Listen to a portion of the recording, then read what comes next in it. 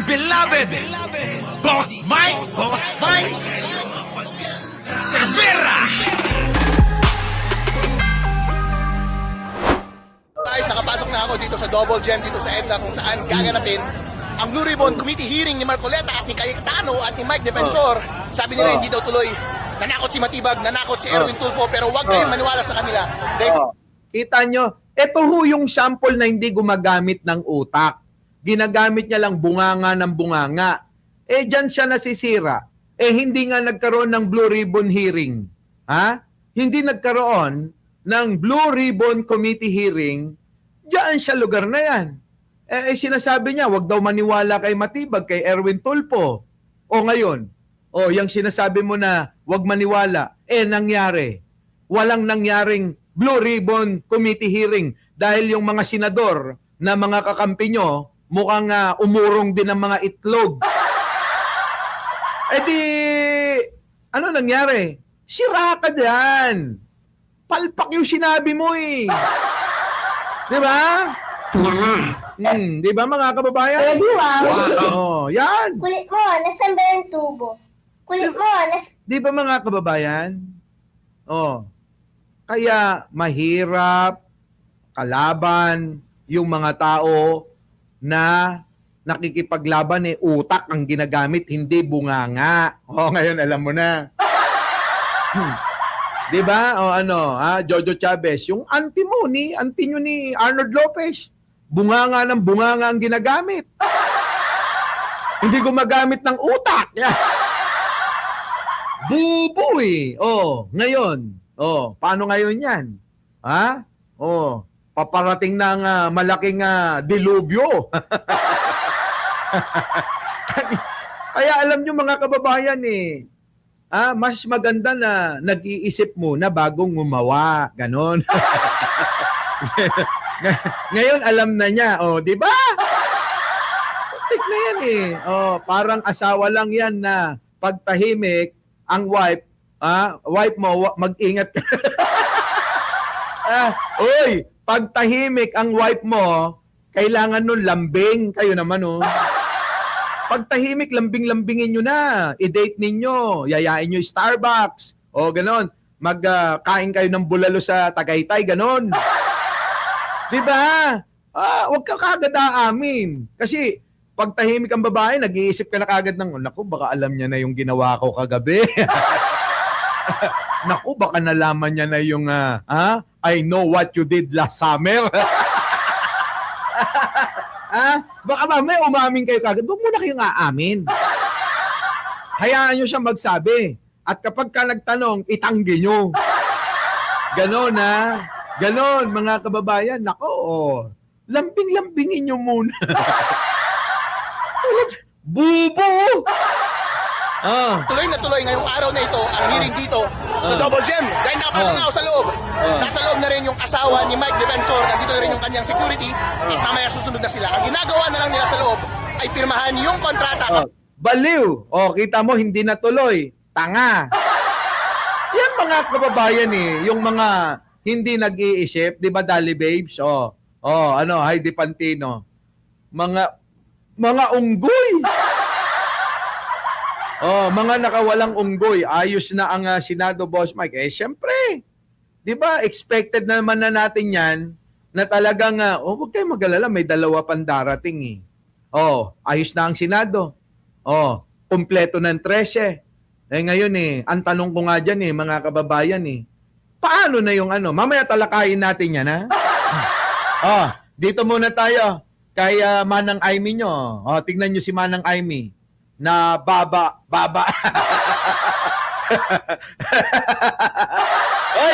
Batiin nyo muna tong ating director ng DICT, si Director Renato Aboy Paraiso. Boss, amo, Panginoon! Batiin nyo yan, gwapo! Kayo ba nakapalo sa kanyang mga social media account? Puntahan nyo. Aboy Paraiso. Aboy lang po. Yan yan. Puntahan nyo. Ito na. Bex, thank you Tawag na lang ako sa mamaya. Oo. Nakita nyo. Alam nyo na, ha? Mga tawagan namin Bex. Mga bakla kami. Ha? Oo, ha? Ano sabi? Lagi ako sinisiraan niya ni Aboy. Uy! Talaga ba? Hindi naman. Hindi marunong manira yan. Kayo talaga, oh. Eto na mga kababayan. sabi, binata yan. Binata yan. Oo, ha? Binata yan pag hindi kasama, ha? Ang asawa.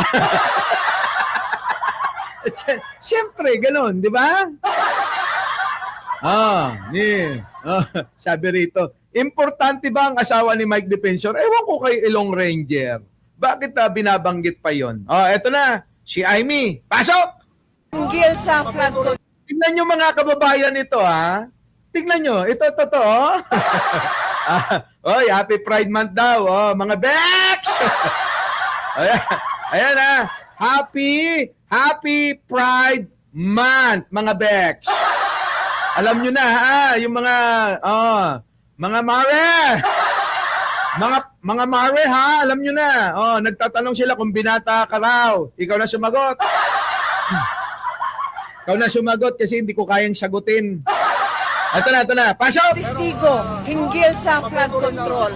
Kahit pa paano pilitin natin sa mapayapa at maayos na pamamaraan. Anong mapayapa at maayos na pamamaraan ang sinasabi mo? Anong maayos at mapayapa na sinasabi nito? Huwag yung ganito, huwag yung panggigipit. Dahil sigurado ako, anuman panggigipit ang gawin, lalabas at lalabas ang katotohanan. Alin ba ang panggigipit, mga kababayan? Hindi ko magets eh. Tanong ko sa inyo, anong panggigipit ba yung ginawa kila Amy Marcos? Mga kababayan, paki-comment nga kung anong klaseng panggigipit yung ginagawa sa kanila. Di ba malaya naman sila? Kaya nga ako'y nagtataka, sinasabi nila wala na daw ang demokrasya, patay na daw ang demokrasya. Ayan na nga, oh. Ayan na nga, maliwanag na maliwanag. Malaya silang nakakapag-buo ng ganyang klaseng pagtitipon para manira ng manira. Para maglabas sila ng kanilang mga saloobin. Ha? Hindi nga lang yung totoong saloobin eh. Kundi ang ginagawa nila, mag-disturb sila, mga kababayan. Di ba? Ayan na ang sagot. Binata na po, may asawa na po, at taong bayan po ang kirida ko. Yan! Alam nyo, mga kababayan, maniwala kayo, ha? Tignan nyo naman kung gaano ito kadedicated, sa kanyang trabaho, mga kababayan. Talagang ang kanyang kinakabit ay ang taong bayan.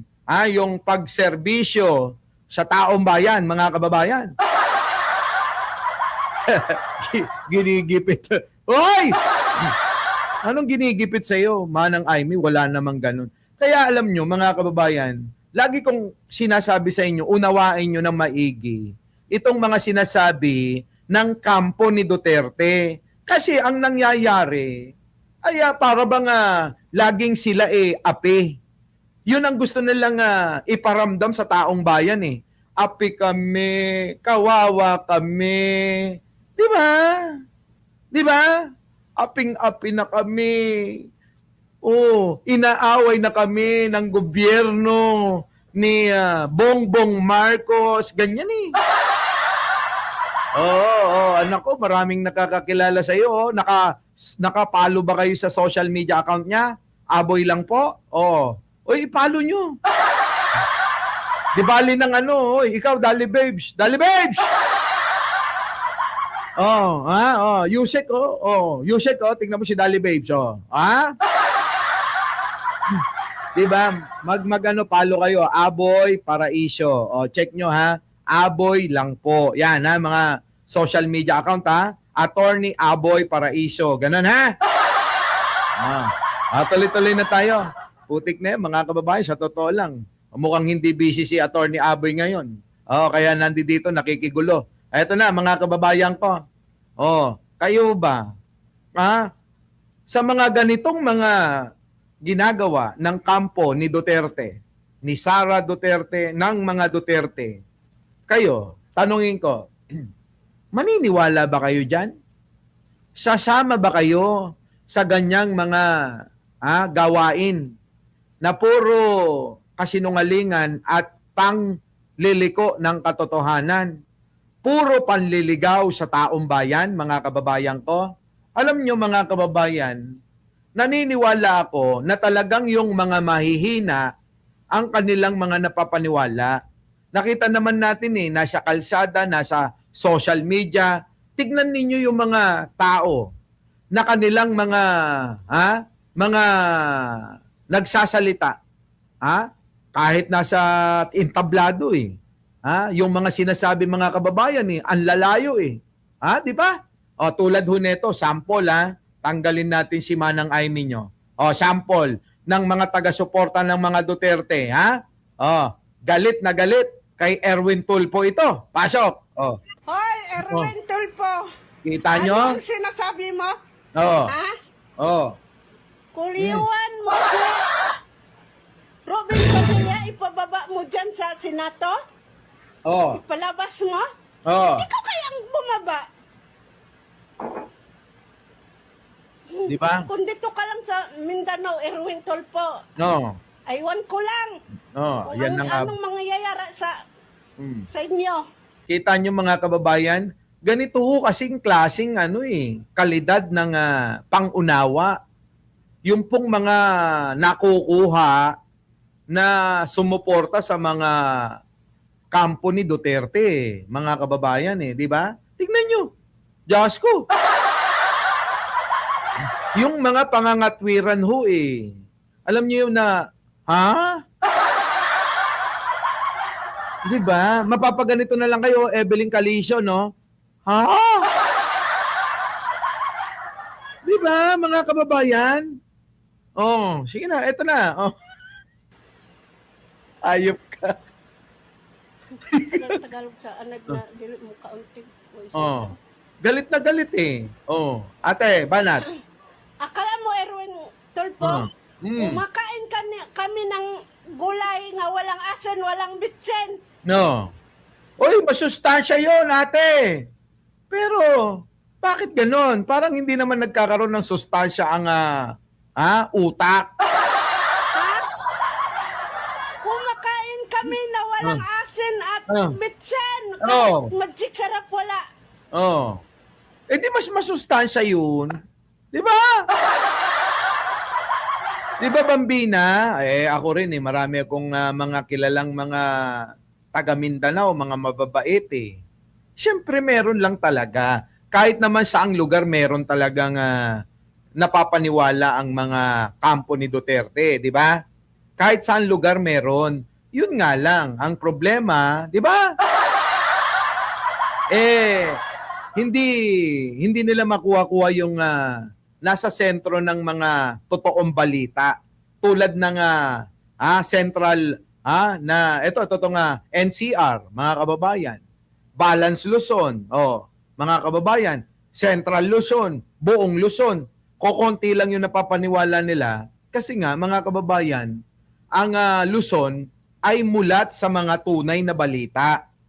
Kumbaga sa malapit na malapit lang sa speaker ng balita Pero kasi sa mga bandang Mindanao na, parang malayo na ho sa kabihasnan. Para bang kasalanan ng mga politiko dyan na sila'y ganyan kasi mukhang hindi sila inaaruga ng mga binoboto nilang mga politiko katulad ng pamilyang Duterte. Diba?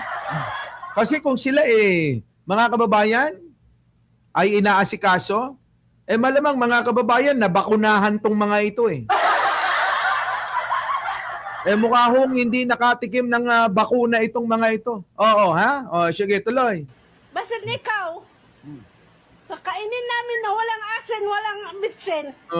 Kung dito ka lang sa Mindanao, akala mo lang, kayo ang bumaba dyan, wala kayong pakinabang dyan.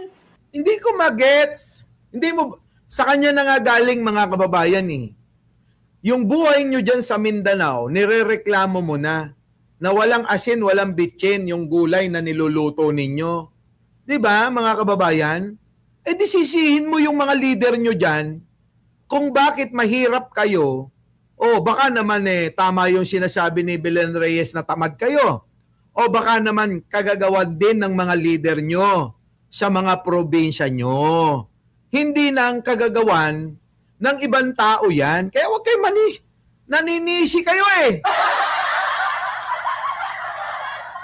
Diba mga kababayan ko? Naninisi kasi.